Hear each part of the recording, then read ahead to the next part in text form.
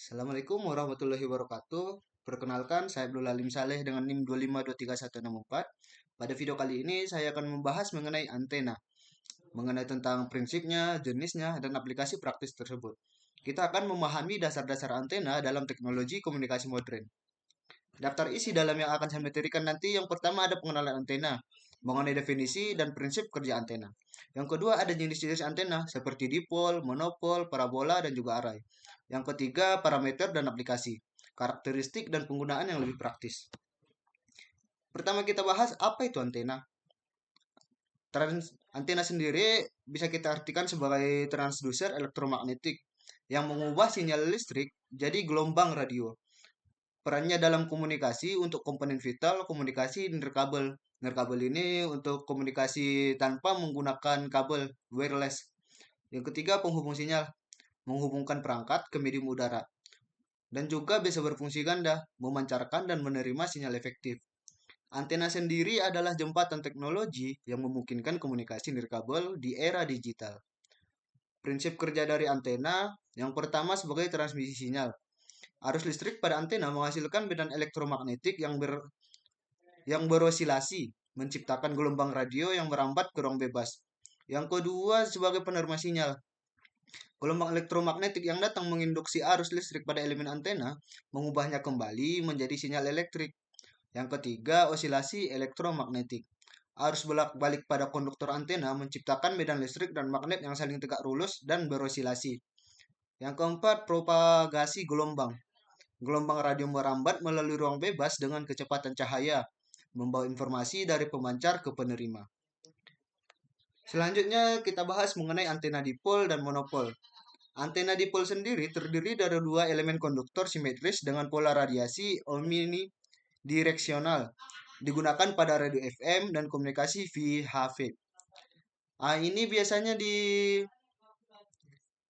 radio-radio jika kita mengakses membuka aplikasi radio, kita kan harus menentukan dulu di garis mana atau di angka mana, baru kita bisa mendengarkan radio tersebut. Yang kedua ada antena monopol, menggunakan satu elemen konduktor dengan ground plane sebagai cermin.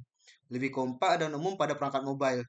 Nah, antena monopol sendiri biasanya dilakukan pada perangkat mobile. Jenis antena yang lainnya seperti antena parabola. Menggunakan reflektor parabola untuk memfokuskan sinyal, ideal untuk komunikasi satelit dan radar jarak jauh. Ini biasanya digunakan pada militer. Yang kedua, antena array. Susunan beberapa elemen antena untuk beamforming dan peningkatan gain. Digunakan pada sistem 5G modern. Terus ada juga antena Yagi-Uda. Antena direksional dengan elemen direktor dan reflektor. Efektif untuk penerimaan TV dan komunikasi point to point. Yang terakhir ada antena patch. Antena planar kompak berbentuk patch logam banyak digunakan untuk GPS dan aplikasi wireless portable. Selanjutnya ada parameter kunci antena. Pertama, gain antena. Gain antena itu mengukur kemampuan antena untuk mengarahkan energi ke arah tertentu, dinyatakan dalam satuan dBi. Semakin tinggi nilai gain, semakin fokus pancaran sinyal dan semakin jauh jangkauan yang dapat dicapai. Terus ada pola radiasi, distribusi energi 3D yang menentukan cakupan dan juga directivity. Dan terakhir ada impedansi, resistansi kompleks yang harus matching dengan transmitter untuk efisiensi cahaya. Karakteristik operasional antena sendiri terdiri dari frekuensi, yang berarti rentang frekuensi optimal di mana antena beroperasi paling efektif, menentukan aplikasi spesifik seperti HV, VHF, UHF, atau gelombang mikro. Terus ada bandwidth, lebar pita frekuensi di mana antena dapat beroperasi dengan efektif. Parameter penting untuk sistem komunikasi broadband modern. Terus ada efisiensi, rasio daya yang berhasil diradiasikan terhadap total daya input, dipengaruhi oleh losses pada material dan kualitas matching impedansi. Terus ada VSWR, Voltage Standing Wave Ratio, indikator kualitas matching antena. Nilai VSWR mendekati 1:1, menunjukkan matching yang sangat baik. Terakhir ada aplikasi antena modern.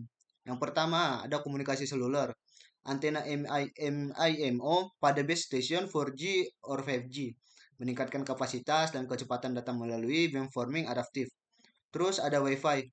Antena omnidireksional pada router memberikan cakupan 360 derajat untuk konektivitas di rumah dan juga di kantor. Terus ada juga satelit. Antena parabola digunakan untuk komunikasi satelit, geostasioner, dan sistem navigasi GPS global. Cukup sekian penjelasan saya tentang antena.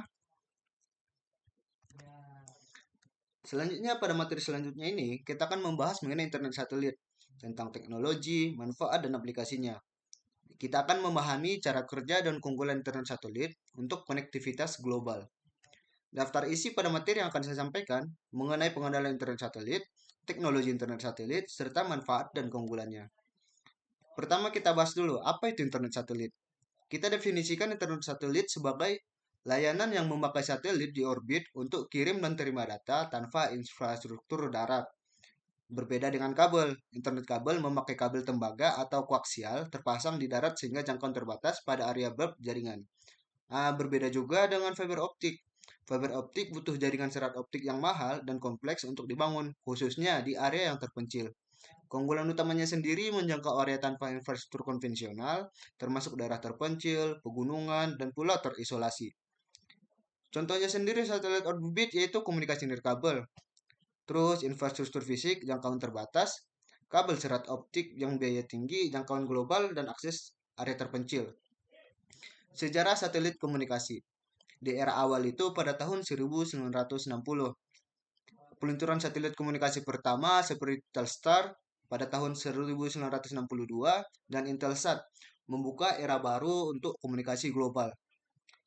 Pada era 1980-an, di era geostasioner, pengembangan satelit geostasioner atau GGO untuk komunikasi global yang stabil dan jangka luas. Pada tahun 2000-an, di era komersial, peningkatan kapasitas bandwidth dan layanan internet satelit komersial mulai tersedia untuk konsumen.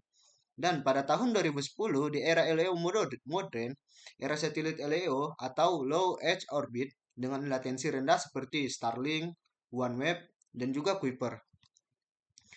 Komponen utama sistem internet satelit mempunyai tiga komponen utama.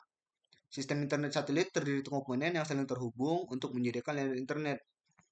Komponen yang pertama itu ada satelit yang berada di orbit bumi untuk menerima dan mengirim sinyal data. Jadi satelit sendiri berada di luar angkasa. Yang kedua ada stasiun di bumi, pusat kontrol yang menghubungkan satelit dengan jaringan internet global. Nah, dari satelit akan ditangkap di stasiun di bumi. Terakhir akan disalurkan ke perangkat pengguna.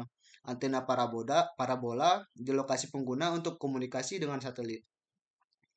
Proses transmisi data satelit itu dimulai dengan langkah pertama, pengguna mengirim permintaan data melalui disk antena, dilanjutkan dengan uplink, sinyal dikirim dari stasiun bumi ke satelit, satelit memproses dan meneruskan sinyal ke tujuan. Terus terjadinya downlink, satelit kirim data kembali ke disk antena pengguna. Data diterima dan ditampilkan di perangkat pengguna. Jadi alur prosesnya itu yang pertama kita kirimkan data sampai ke stasiun bumi sampai ke stasiun bumi, dari stasiun bumi ke satelit di luar angkasa, dari stasiun luar angkasa akan diproses dan terakhir dikirim ke perangkat pengguna. Latensi terjadi karena jarak tempuh sinyal dari bumi ke satelit dan kembali, terutama pada satelit geostasioner yang berada di ketinggian 36.000 km. Keunggulan internet satelit, jangkauannya luas, dapat menjangkau area terpencil, pegunungan, dan pulau terisolasi yang tidak terlayani infrastruktur konvensional. Terus berkecepatan tinggi. Teknologi terbaru mampu mencapai kecepatan ratusan Mbps untuk kebutuhan streaming dan juga komunikasi data. Terus keandalannya tinggi. Koneksi tetap stabil meskipun terjadi bencana alam yang merusak infrastruktur jaringan darat. Dan juga instalasinya yang cepat. Tidak memerlukan pembangunan infrastruktur kabel yang rumit dan memakan waktu lama. Perbandingan teknologi dan internet. Kabel DSL saling berhubungan dengan internet satelit saling berhubungan dan fiber optik. Internet satelit unggul dalam cakupan global dan kemampuan menjangkau area terpencil. Sementara fiber optik menawarkan kecepatan tertinggi, namun dengan cakupan terbatas dan biaya infrastruktur yang mahal. Aplikasi praktis internet satelit. Yang pertama untuk pendidikan, memungkinkan akses e-learning dan video konferensi untuk pendidikan jarak jauh di daerah terpencil. Terus untuk telekomunikasi, menyediakan komunikasi suara dan data di area yang tidak memiliki jaringan seluler konvensional. Terus juga bisa digunakan untuk navigasi GPS, mendukung sistem transportasi, logistik, dan pemetaan dengan akurasi tinggi di seluruh wilayah. Terakhir untuk layanan broadcast, menyalurkan siaran televisi, satelit, dan radio ke seluruh wilayah tanpa batasan geografis. Kesimpulannya, dan prospek di masa depan. Satelit sendiri selalu konektivitas global. Internet satelit memberikan akses internet ke area terpencil yang tidak terjangkau teknologi konvensional menjadi solusi pemerataan digital. Terus tantangan pada saat ini, biaya layanannya masih tinggi, latensi pada satelit geostasioner, dan gangguan dari cuaca ekstrim menjadi hambatan utama. Terus prospek teknologinya, satelit LEO mengurangi latensi secara signifikan, kapasitas bandwidth-nya terus meningkat, dan juga biaya layanannya semakin terjangkau. Masa depan internet global. Teknologi ini akan menjadi kunci pemerataan akses internet di seluruh dunia, terutama untuk wilayah terpencil dan wilayah berkembang. Cukup sekian penjelasan saya mengenai satelit. Assalamualaikum warahmatullahi wabarakatuh. Perkenalkan, nama saya Abdul Halim Saleh dengan NIM 2523164. Pada video kali ini, saya akan menjelaskan mengenai pengenalan jaringan seluler dan cara kerjanya. Yang di daftar isi di PPT saya ini akan berisi apa itu jaringan seluler, mulai dari definisi dan evolusi teknologi komunikasi nirkabel, yang kedua komponen dan cara kerjanya, bagian utama sistem, dan proses komunikasi seluler. Yang pertama, pengenalan tentang jaringan seluler. Di definisi dasarnya sendiri dijelaskan di sini, jaringan seluler adalah sistem komunikasi nirkabel yang menghubungkan perangkat melalui gelombang radio. Teknologi ini memungkinkan kita melakukan panggilan suara, mengirim pesan teks, dan mengakses internet tanpa memerlukan kabel fisik. Untuk struktur jaringannya sendiri, terdiri dari jaringan menara sel yang saling terhubung untuk memberikan cakupan luas. Fungsi utamanya menghubungkan miliaran perangkat di seluruh dunia secara real time. Evolusi jaringan seluler sendiri dimulai dari 1G di tahun 1980-an. Panggilan suara analog pertama dalam sejarah komunikasi seluler. Berkembang ke tahun 1990-an, muncullah 2G, teknologi digital, SMS, dan keamanan yang lebih baik.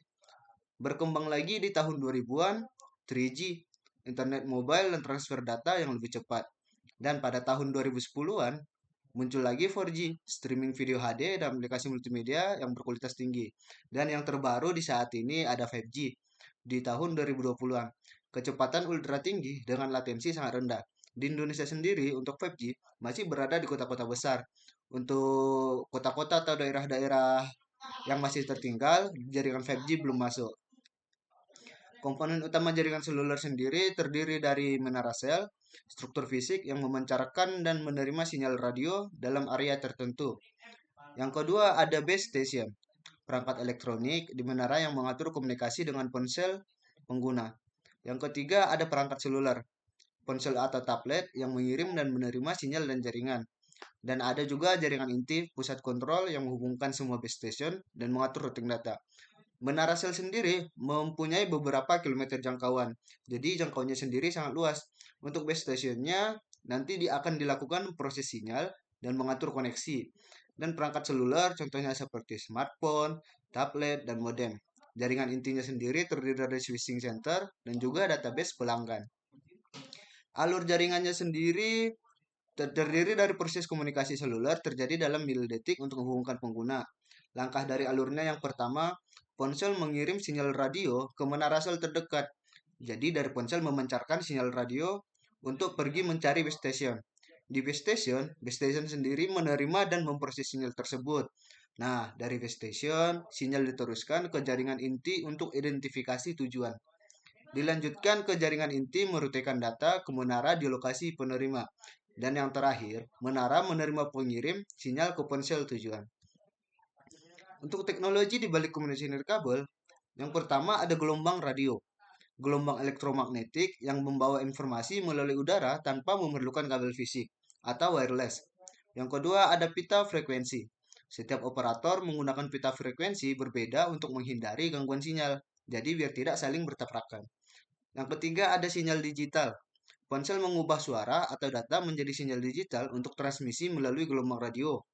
Terakhir ada antena, komponen di ponsel dan menara yang menangkap serta memancarkan gelombang radio secara terus-menerus.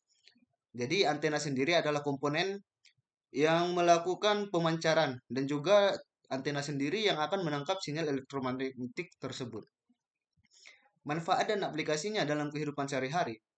Yang pertama, digunakan untuk komunikasi. memungkinkan komunikasi instan dengan siapa saja, di mana saja, tanpa batasan lokasi geografis. Internet mobile, akses internet kapan saja untuk mendapatkan informasi, hiburan, dan meningkatkan produktivitas. Yang ketiga, untuk layanan darurat. Layanan keselamatan dan bantuan darurat yang dapat diakses kapan saja dalam situasi kritis. Yang keempat, untuk aplikasi bisnis. Mendukung berbagai aktivitas bisnis modern dan transformasi digital di berbagai sektor. Yang terakhir ada IoT dan smart device, menghubungkan berbagai perangkat pintar untuk menciptakan ekosistem digital yang terintegrasi. Contoh di dalam komunikasi, kita bisa melakukan panggilan suara, pesan teks, maupun video call. Di internet mobile, kita bisa scroll media sosial, streaming video, bahkan browsing web.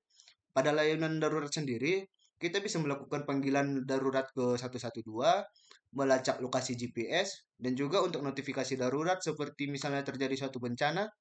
Pada aplikasi bisnis, kita bisa melakukan e-commerce seperti Shopee, Tokopedia, Lazada, dan sebagainya. Bisa juga untuk perbankan digital seperti Dana, dompet sehari-hari, OVO, GoPay, dan kerja jarak jauh. Di IoT dan smart device, contohnya seperti smart home, kendaraan pintar, kota pintar. Baik, cukup sekian materi saya tentang pengenalan jaringan seluler.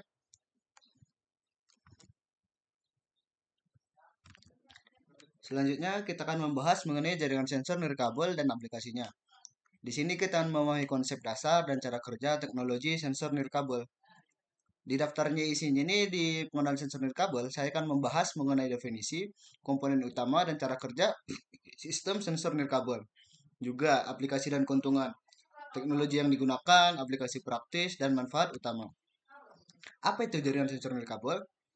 Didefinisikan sebagai sistem jaringan yang terdiri dari node sensor yang berkomunikasi secara nirkabel untuk mengumpulkan dan mengirim data. Komponen utamanya sendiri ada sensor, pendeteksi data, node atau pemrosesan dan pengirim, gateway, penghubung ke pusat kontrol. Keunggulannya tidak memerlukan kabel fisik, lebih fleksibel dalam penempatan, dan mudah diperluas. Cara kerja sensor nirkabel sendiri yang pertama dimulai dengan mendeteksi. Sensor mendeteksi dan mengumpulkan data dari lingkungan seperti suhu, kelembapan, dan juga gerakan. Jadi nanti kalau ada perubahan sedikit pun akan dideteksi oleh sensor. Terus dilakukan transmisi. Data dikirim secara nirkabel antar node menggunakan protokol komunikasi tertentu. Nah, habis itu dilakukanlah analisis. Gateway menerima data dari semua node dan meneruskannya ke pusat kontrol untuk dianalisis. Teknologi-teknologi nirkabel yang digunakan itu seperti WiFi, jangkauan menengah, kecepatan tinggi. Konsumsi dayanya sedang, cocok untuk area dengan infrastruktur internet. Yang kedua ada Bluetooth, jangkauannya pendek, konsumsi daya rendah, ideal untuk perangkat personal dan smart home. Nah, kalau Bluetooth itu palingan jangkauan paling jauhnya cuma 10 meter. Jadi kalau semakin jauh, tidak akan terdeteksi oleh Bluetooth. Terus ada Zigbee, jangkauan menengah, daya sangat rendah. Mendukung banyak node untuk cocok untuk otomasi rumah. Terus ada LoRaWAN, jangkauan sangat jauh hingga kilometer. Konsumsi dayanya rendah, ideal untuk monitoring area luas. Terus ada NB IoT, menggunakan jaringan seluler, jangkauan luas, penetrasi sinyal baik, cocok untuk aplikasi IoT skala besar. Aplikasi praktis jaringan sensor nirkabel. Yang pertama itu ada monitoring lingkungan, pemantauan kualitas udara, suhu, kelembaban, dan polusi secara real time. Ada juga smart home, kontrol pencahayaan, suhu ruangan, keamanan, dan perangkat otomatis. Ada juga di pertanian presisi, monitoring kelembapan tanah, suhu, dan kondisi tanaman untuk optimalisasi panen. Pada bagian kesehatan sendiri, ada pemantauan tanda vital pasien, pelacakan lokasi, dan sistem peringatan darurat. Atau contohnya itu mungkin di smartwatch bisa mendeteksi detak jantung si pengguna. Dan pada industri 4.0, monitoring mesin, prediksi perawatan, dan juga optimalisasi produk. Keuntungan jaringan sensor nirkabel, fleksibilitas instalasi, instalasi mudah tanpa kabel fisik dan dapat ditempatkan di lokasi yang sulit dijangkau. Skalabilitasnya tinggi, jumlah node dapat ditambah atau dikurangi dengan mudah tanpa perubahan infrastruktur besar. Terus efisiensi energi, teknologi hemat daya memungkinkan sensor beroperasi dalam jangka waktu lama menggunakan baterai. Terus adanya pengurangan biaya. mengurangi biaya instalasi kabel, perawatan infrastruktur, dan kebutuhan tenaga kerja.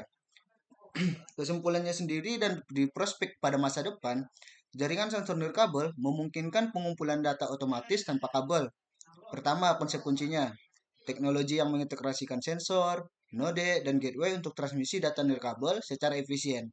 Nah, ada juga tantangannya, keamanan data, keterbatasan baterai, interferensi sinyal, dan standarisasi protokol komunikasi. Peluang pertumbuhannya sendiri, integrasi dengan AI dan machine learning, pengembangan sensor canggih, dan juga serta ekspansi ke smart city dan IoT. Baik, cukup sekian materi saya pada materi ini.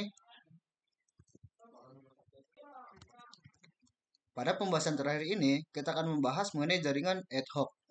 Ada nanti pembahasan tentang konsep, arsitektur, dan penerapan jaringan tanpa infrastruktur tetap.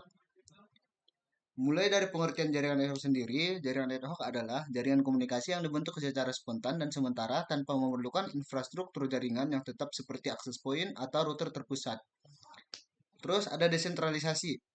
Setiap node bertindak sebagai router dan host secara bersamaan tanpa kontrol terpusat. Terus dia juga dinamis. Topologi jaringan dapat berubah kapan saja karena node bergerak secara bebas. Ada juga self-organizing. Jaringan terbentuk dan dikonfigurasi secara otomatis oleh node yang ada. Karakteristik utamanya sendiri, yang pertama topologi dinamis. Node dapat bergabung dan meninggalkan jaringan kapan saja, menyebabkan perubahan topologi yang konstan. Yang kedua ada bandwidth terbatas. Kapasitas transmisi kabel lebih rendah dibanding jaringan kabel dan terdapat interferensi antar node. Ketiga, keterbatasan energi. Perangkat umumnya beroperasi dengan baterai sehingga efisiensi daya menjadi faktor penting. Terus ada juga keamanan yang terbatas. Sifat terbuka jaringan nirkabel membuatnya lebih rentan terhadap serangan dan penyadapan. Ada juga multi-hop routing, data dapat diteruskan melalui beberapa node perantara untuk mencapai tujuan akhir. Terakhir, adanya skalabilitas. Performa jaringan dapat menurun seiring bertambahnya jumlah node dalam jaringan. Jenis-jenis jaringan ad hoc. Yang pertama ada MANET, Mobile Ad Hoc Network. Jaringan node bergerak yang saling berkomunikasi secara langsung. Digunakan pada komunikasi militer, operasi penyelamatan darurat, dan juga konferensi. Ciri-cirinya itu node bergerak bebas, protokol routing dinamis, tanpa infrastruktur tetap. Yang kedua ada VANET, Vehicular Ad Hoc Network. Jaringan antar kendaraan V2V dan antara kendaraan dan infrastruktur V2I mendukung sistem transportasi cerdas. Ciri-cirinya komunikasi V2V dan V2I. Terus kecepatannya tinggi, juga aplikasi keselamatan lalu lintas. Ketiga ada WSN, Wireless Sensor Network. Jaringan sensor nirkabel yang mendistribusikan pengumpulan data lingkungan, digunakan pada IoT, monitoring lingkungan, dan smart agriculture. Contohnya, ciri-cirinya node sensor kecil, konsumsi daya rendah, area monitoring luas. Protokol routing itu sendiri ada proaktif atau table driven, mempertahankan tabel routing yang selalu diperbarui secara berkala. Ada DSDV, Destination Sequential Distance Vector, ada OLSR, Optimized Link State Routing, ada TBRPF, topologi broadcast based on reverse path forwarding. Terus ada reaktif atau on demand, membangun rute hanya saat diperlukan untuk mengurangi overhead. Yang pertama ada AODV, Ad Hoc On Demand Distance Vector, kedua ada DSR, Dynamic Source Routing, yang ketiga ada TORA, Temporally Ordered Routing Algorithm. Untuk kelebihan dan kekurangan. Kelebihannya sendiri mudah dan cepat diimplementasikan tanpa infrastruktur. Fleksibel untuk lingkungan yang dinamis dan berubah-ubah. Terus biaya development-nya rendah karena tidak perlu akses point. Toleran terhadap kegagalan tunggal atau fault toleran juga ideal untuk kondisi darurat dan daerah terpencil. Setelah kelebihan pasti ada kekurangan. Kekurangannya sendiri ada bandwidth dan kapasitas lebih terbatas dibanding jaringan kabel. Keamanan lebih rentan karena sifat jaringan yang terbuka, konsumsi baterai tinggi untuk routing dan forwarding data, skalabilitas terbatas ketika jumlah node sangat besar, juga kualitas layanan atau QoS sulit dijamin pada kondisi dinamis. Penerapan jaringan ad hoc sendiri bisa di berbagai bidang yang memanfaatkan teknologi jaringan ad hoc. Bidang yang pertama ada di bidang militer dan pertahanan. Digunakan untuk komunikasi taktis di medan perang tanpa infrastruktur tetap dan juga untuk koordinasi antar pasukan. Yang kedua untuk penanganan bencana. Jaringan darurat saat infrastruktur rusak akibat gempa, banjir, atau bencana lainnya. Yang ketiga diterapkan pada kendaraan cerdas. Contohnya VANET untuk berkomunikasi antar kendaraan, peringatan bahaya, dan manajemen lalu lintas. Yang keempat ada di Internet of Things seperti sensor network untuk smart home, smart city, pertanian cerdas, dan monitoring industri. Pada bidang pendidikan sendiri digunakan untuk jaringan sementara pada lab komputer, presentasi kelas, dan juga kolaborasi mahasiswa. Terakhir di bidang gaming multiplayer, permainan berbasis lokasi dan multiplayer lokal tanpa membutuhkan server internet. Ya udah cukup sekian penjelasan saya tentang jaringan ad hoc. Saya Abdul Halim Saleh dengan NIM 25234 pamit undur diri. Assalamualaikum warahmatullahi wabarakatuh.